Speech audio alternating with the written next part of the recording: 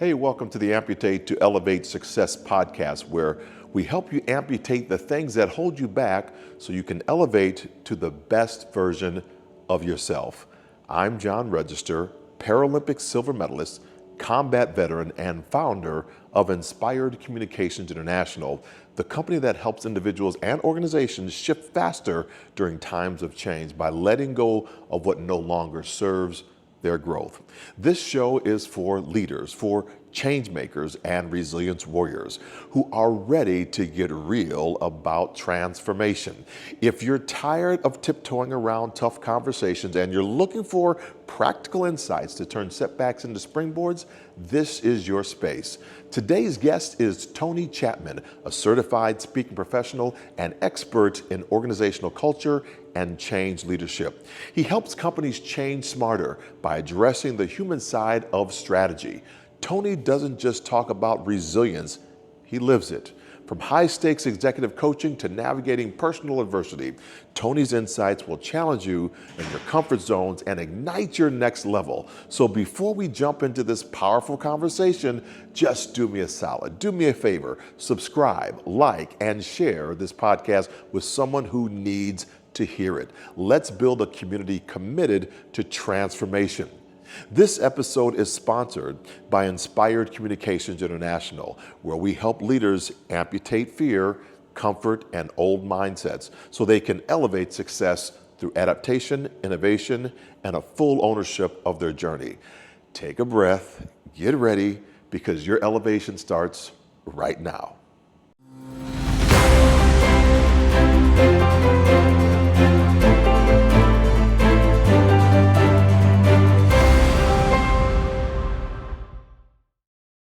All right, I told you I got him. Tony Chatman is right here. Oh my gosh, we're out here in Orlando, Florida, and we're at the Thrive Conference. But Tony, I want to just thank you for being on the show. Absolutely, John. Thanks so much for having me. Sure. Listen, our first question I always have to my guests is, what did you have to amputate in order to elevate your success? I think the clear thing for me is I had to amputate certain relationships. What I've learned is, at least for me, often my circles determine my success. And so for me to elevate to another level, I have to first elevate my relationships. And it's really strange what happens, because it starts off and you're looking at it and you're thinking, okay, hey, I've got people around me, I can get advice from them. But what happens is when you ask for advice or when you share with them a goal that's beyond what they're used to, their reflexive nature is to pull you back, right? And so I would say, hey, I'm thinking about doing this. And they go, are you sure you should do that? That's not a great idea. But then you share it with people in a higher elevation, and they're like, well, why aren't you already doing that? Right, yeah. Let me help you with that. It's just a different thing. And so the minute I changed my relationships, I changed my success. So when you, because that's great. I want to come back and talk about that. What do you think the mindset is around that to take you? I often talk about a mindset to a mind sight shift, the vision. So mindset is like where we are, mind sight where we desire to be. What do you think it takes for that mind shift to happen in order for us to understand we have to release some of those relationships? I think you have to really understand that although the relationships, as much as they're good intended, that they're holding you back. That they're keeping you from where you want to be, and they're often keeping you from being who you want to be. And sometimes it just takes that that moment of clarity where here's what happened to me, okay? So my first speaking engagement, here we go, okay, this is gonna be fun. All right, this is a wild story, right? So I do my first ever professional speaking engagement. I'm in Bermuda, right, opening for a world famous speaker, and on stage I have this moment of conscious, right? Where I'm like, I'm telling you how to do a better life and be better, and I've let myself go physically. I'm overweight, I've been working out, right? It has just been a bad period of life. So I told the crowd, the next time you see me, I'll be a completely different person. If I'm not, ignore everything I've said. But if I am, you need to do everything I say to a T, right? Get off stage. Now, truth of the matter is, I don't know if I'm ever coming back. I may never see them, right?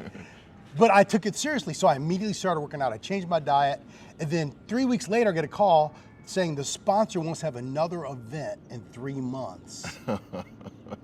I'm like, oh, okay, so okay. I crank and I start losing weight. And then a funny thing happened.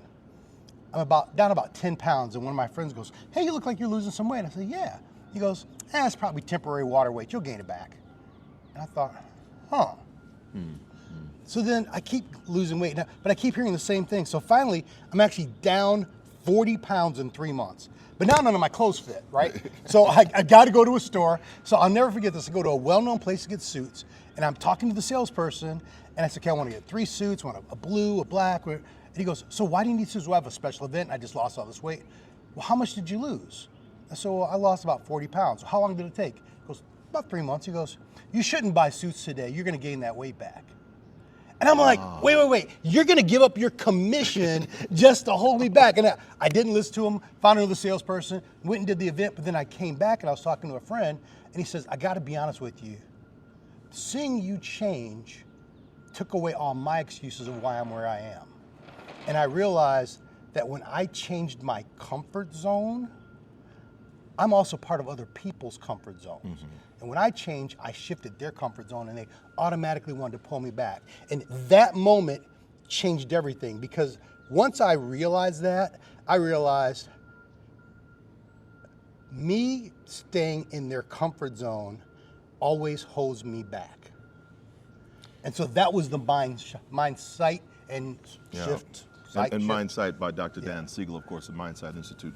And, so I've had some professional athletes, and one of the things they share with me is that elevation. So they've gone to college, but their friends didn't, or their friends didn't, elevate where they are. So they've seen some things now. They've been around sponsors and donors and boosters and all those other folks that help elevate their career. So when they come back to a local community, they're kind of pulled back into that. And their fight is, am I leaving this group? How do you navigate, your friends, your buddies, because they do have impact and they do have some influence over you, and it's kind of tough to move away from those other people, those other influences, because they are so close to you. Yeah, I'd be lying to you if I said it was easy, right? I mean, we all have that. It's almost a form of survivor's guilt, right? Where you've gone to a next level, and for me, it's family, right? My family has not necessarily gotten to that level. So when I'm around them, the challenge is to not descend to their level, right? But then also to say, okay, I'm here for these moments, but I can't take you with me unless you're ready to go with me. I think that's what happens, is we're willing to take people with us as they are, instead of having some criteria for who they need to become to do that. Yeah. And it's easier said than done, but it's a very real thing. And it's been to a lot of people's demise. Yeah, it's a very fragile time when we're building on dreams or a new vision that we have, because either other people or society or ourselves might hold us back and negative talk us out of what we are doing. So, so thanks for explaining that a little deeper, Tony. So what is it that you do? That's a great question. What do you do? What do you do? So I work with organizations on their culture, right? This idea of light up your culture. People want to be seen. When they're seen, they shine. When they shine, they light up their culture. But the biggest thing we do is we work with organizations when they change, right? I help organizations to change smarter. And so there's a lot of times where they have frameworks, they have ideas, they have all these, but they have a strategy, but they don't know how to implement the human side of that strategy. And so that's really what I help them do. How have you seen that shift or change in a changing market that we've seen kind of globally, maybe post-pandemic, maybe not, but when it's really tough, when there's high stakes on the ground, and people kind of get rigid, they follow process and procedures, not that that's not the right thing to do, but they leave the people out of the equation. Yeah, it's destructive. I mean, there's no way around. It's absolutely destructive. I mean, you have to look at it as the changes going on at work is only one of the changes that people are going through. But they're living through this cauldron of chaos that also is affecting them. One of the things I try to show people is there's a thing called a stressor scale. It's what actuaries use when they determine, what are going to be your rates for health insurance and things of that nature. So what they do is they say, okay, over the last year, what things have happened to you? They give it a numerical value, right? For example, death of a spouse is 100 points. Divorce is 73 points. I don't know why they're in that order. It's a different workshop. That's on you, okay? But you start going through and they say, okay, now count up all of these things, add them up, give me a sum, and we're gonna determine your risk factor from that, right? So often when we change at work, we think, okay, they're going through this one change, but you don't know what they're going through at home. You don't know what they're going through with their kids. You don't know what they're going through with their health. And all of a sudden these numbers add up, and although you think, okay, this is a little change, this is really the straw that broke the camel's back, right? And so they're stuck. And people don't respond the way we want them to logically respond. They respond very emotionally. And if you don't really consider that, you're in for a world of trouble. So, yeah. Wow. When I think about this, I'm thinking about kind of my contextual frame of the reckoning, revision, and the renewal. Right. And at the renewal, the first stage is this rebirth. And the rebirth is hard because you have made a commitment to the new vision, but you're no longer the expert. Right.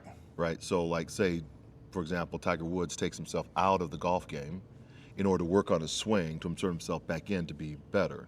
So when I have my amputation to my leg, I'm no longer an expert in how to walk with two legs. I got to learn how to walk with another leg. It's not that I don't know how to walk, I just know how to walk like this. Right. So now, after a few months, years, I can now walk with this and I become an expert in walking. A lot of times executives don't like to take themselves out from being seen as the expert in order to move the organization forward. How have you seen that with people and processes, also with professional development and growth for them? So you're asking about from the executive level? From both. Yeah. From the executive level of how they move forward and give themselves space and grace to grow, and then from there, how they allow their team to have space and grace to grow with the new systems and process. Yeah. So thank you for clarifying that. What I've seen is that executives put a very unnatural and unhealthy stress and expectation on themselves, okay? And so then they think that they have to do all of their growth and work in a silo when they don't realize that what they really should be doing is modeling for everyone else what it takes, right? I was having a conversation with someone recently. They said something fascinating. He said, I don't want a personal trainer who's never been fat, because they understand how to be fit, but they don't understand how to go from fat to fit. I need someone that knows that process to help me, because they have a different perspective. I think that's often what people really want, is they want to see someone go through that struggle and go through that challenge and come out on the other side, because from their perspective, okay, now you know what we're going through, and you can show a certain level of empathy in the process. So that's what I've seen. So I was going to write something down here, but it's so quick. Like ability. So one of the things that when I was building out this military support program was, we have injured veterans that are coming back from Iraq, Afghanistan during that time period, and the injuries started getting worse. So it was like below knee amputee to double A below knee amputee, below knee amputees to above knee amputees in the arm. So now they have 3 amputees. You get 4 because the armor was getting better in the vehicles, but when the blast happened, all the limbs are going off now. So so the lives are being saved, but now you're missing limbs. And one of the things I found is that the below knee amputees really couldn't identify with an above the knee amputee, and the above knee amputees couldn't identify with the below the knee. And if you're double A, you don't know my story, because I got 2 legs missing. You only got 1 leg missing, right? And so, but at the same time, people became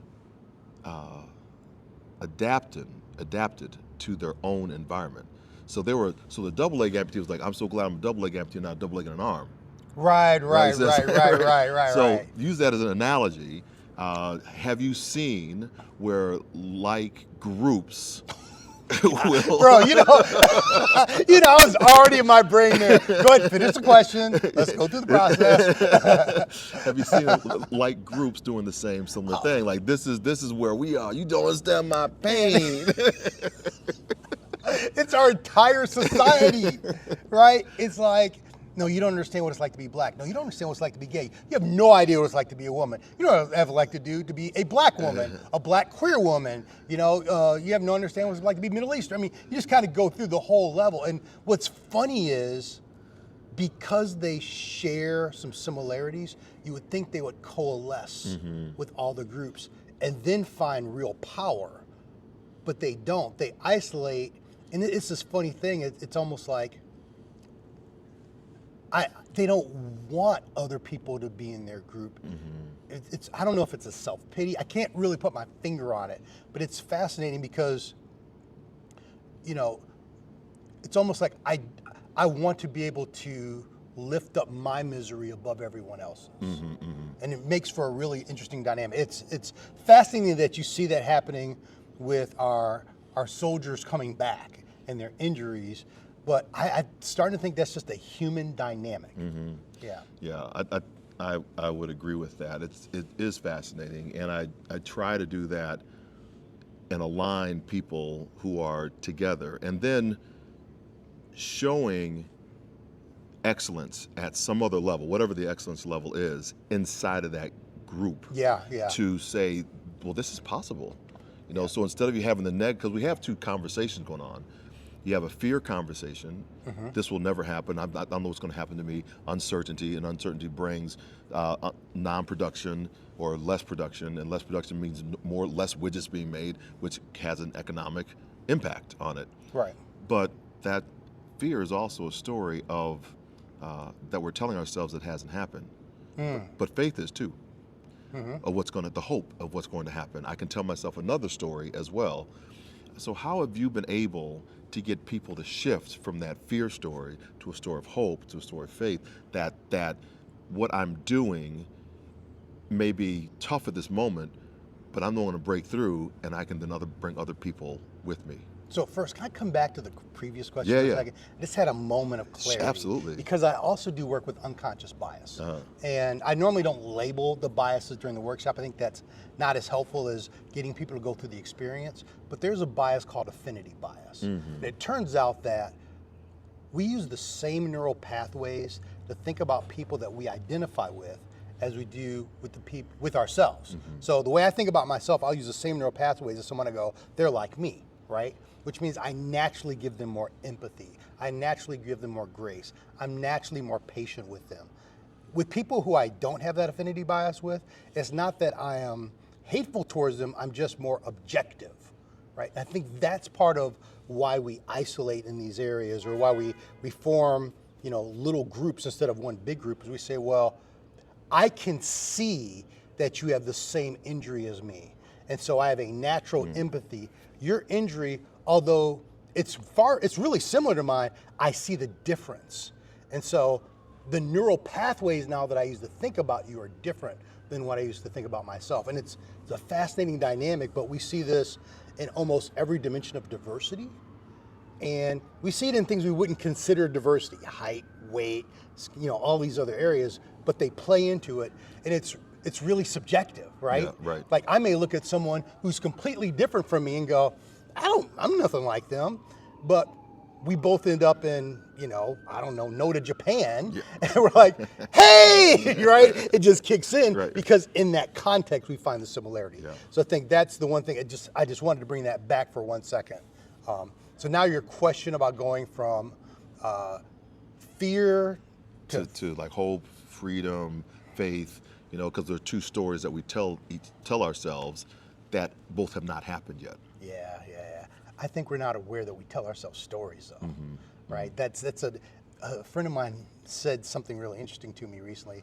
He said, this happened, and the story I told myself was. Right. And it was so insightful because when you start to realize there's a difference between the reality of what happened and our perception of reality, it's a totally different game, right? So I think the journey starts with that awareness of where are you really? What has really happened? For me, now, I'm different because I come from an engineering background, right? So I think so I'll go, okay, here are the potential things that are going to happen. Now, what's the most extreme? What's the least extreme? What's the most likely? Okay, even though in my brain, because I've had like a lot of stressors recently, family health, some issues with my son, business stuff. I mean, it's been like this cauldron, but then I have to step back for a moment and say, okay, all this is happening. First, where are you really? Because I know that during these times of stress, my emotions are a horrible barometer for morality. I mean, for reality, Really, yeah. right? My emotions they're real because they feel real. They're just not right. They're not what's going on. So when I can step back from that, I go, okay. I feel all of this, but that's an emotion, okay? And that emotion is, I feel like I'm talking a lot, but I do want to share something with you. Yeah, okay? absolutely. I had a friend recently, and this has kind of helped me even see more clearly with the emotions. I have someone I'm really close to get on a medication recently, and those medications started to give them thoughts of harming themselves, okay? Which is a very common side effect for certain things. But nothing in their life had changed. It was just the medication changed their emotions. And it helped me to go, okay, often we have these emotions and we think these emotions, they're because of all these other things. Sometimes they're just random. So when you can step back and you depower the emotion, that gives you so much more power because now your emotions serve you, you don't serve them. So that's, to me, is a huge starting point. And then in the middle of my emotions, whether I'm fearful, whether I'm frustrated, whether I feel like I'm losing hope, okay, at least do this one thing. Do one thing that is towards a goal. Do one thing that is in line with your values and mission. Do one thing, okay? So that you don't feel like you wasted your time and all those emotions. And you'd be surprised how that one thing will lead to another thing, and then your emotions catch up. That's what I do to help people. I want to pause. I want to pause and hold right there because I want to come back. The question I want to ask is, what's the one thing? Is give me an example of that. But before that, I want to go back a little bit to reality because I want to hear a little bit. Oh, we got a helicopter going over. Yo! Hey, cops, let's You go! did that. Yo! Boys in the Hood. Boys in the Hood. What's up, Craig? So reality, and sometimes people say reality is a concrete thing that's right here. Others say that it's the state that we can call into our existence. For example, people said my reality was, you're never going to walk again, you're not going to be able to run again. But in my head, I was thinking, that's not true, right? So I was calling a different reality in than than somebody else was sharing with me.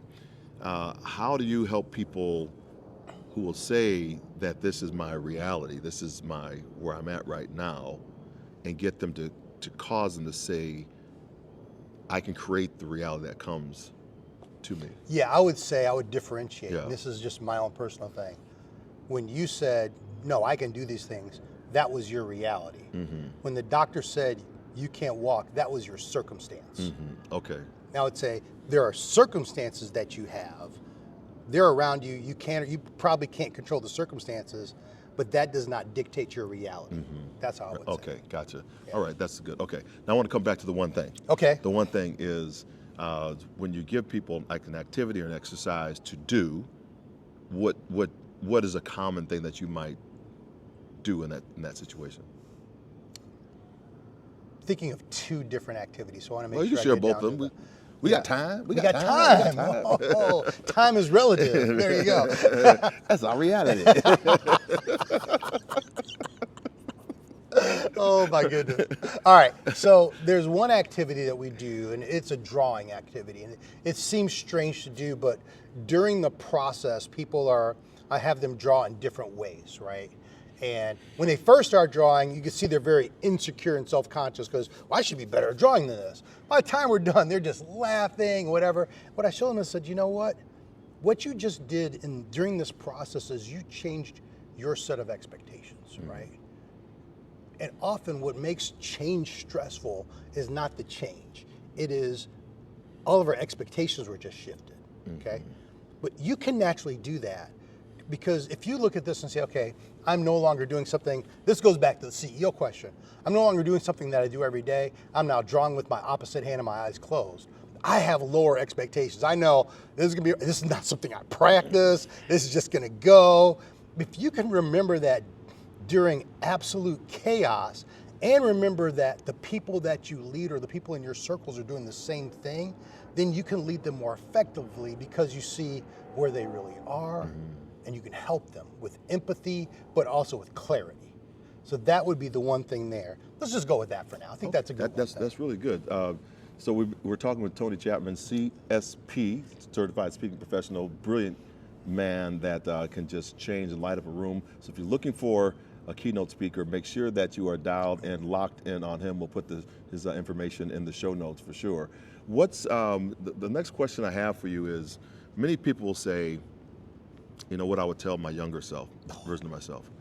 I like to ask the question a little bit different, and that is, you see yourself successful, whatever that success looks like in 20 years from now. Yep.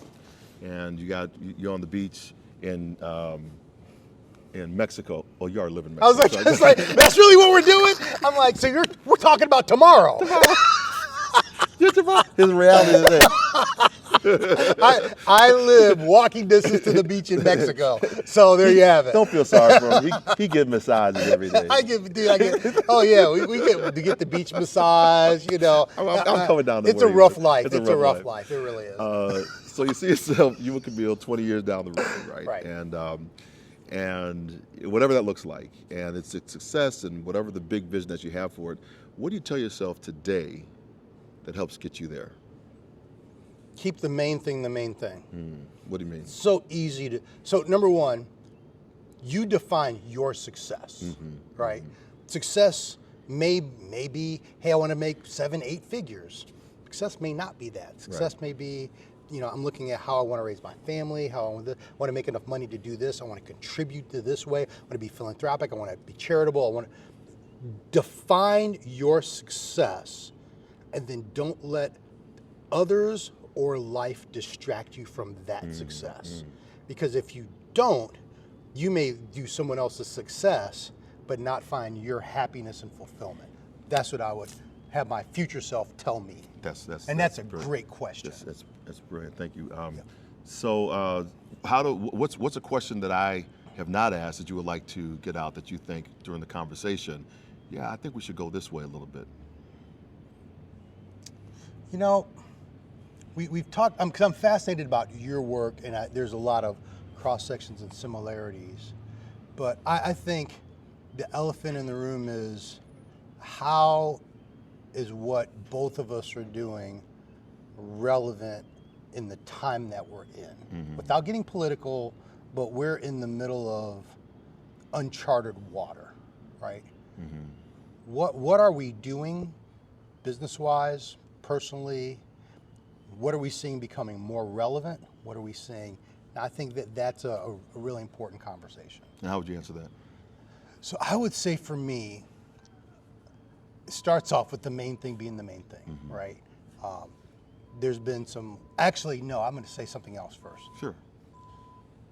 I learned a really interesting lesson. I was actually training. I was at a, I had to back up because I've never told the story.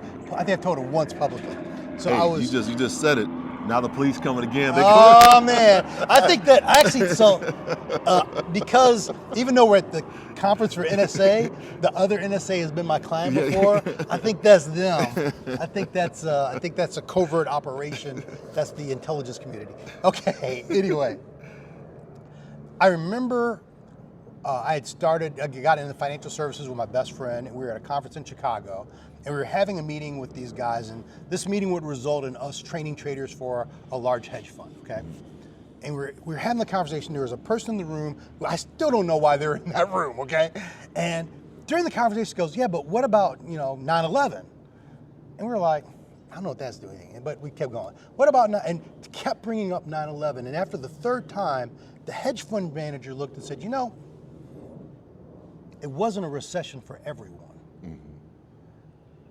And now that I know more about trading, I get it. A lot of people took losses, but some people took huge gains. Huge gains, right. Huge. In the middle of chaos and loss is opportunity. And the key is to overcome your emotions quickly so you can have the clarity to find the opportunity. There's a blue ocean out there that you could be the first one to jump in and have all of that.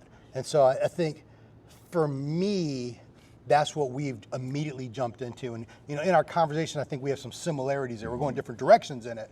But we've said, okay, while everybody's emotional and trying to figure this out, and listen, politics are important. I'm not saying they're not. All this other stuff is important, but of the things you can actually control. Right, yeah. The things you can control, hey, it was really more important for me to go, okay, where's my opportunity? Where do I need to rebrand? Where do I need to refocus? Who are the clients that now I'm far more relevant to? That to me is the first step. Yeah, I think that's around being able to adapt. That's why I said I didn't overcome the adversity, because if I would have my leg back. So what I do, I learn to adapt, innovate, and you do it fast. Absolutely. Because with your point, getting rid of the emotion that's connected to that and really focusing, okay, these are the things I need to do. Let me switch the hat, maybe get around a group of individuals that think different than I do so that they can help me with that emotional journey and see the path that I need to be on because maybe they've walked it before I have. You bring up a good point, and you're aware of this. One of the other things we did, and this goes back to the original question of what did I have to amputate, I very strategically with my wife sat down, we said, who are the 6 or 7 couples we need to be closest with during this time? These are people that we both love and respect. They're also people that have a certain mindset. It's going to be helpful. In this situation, they're going to have to be people who have some flexibility of schedule and some, discretionary income so we can just travel together.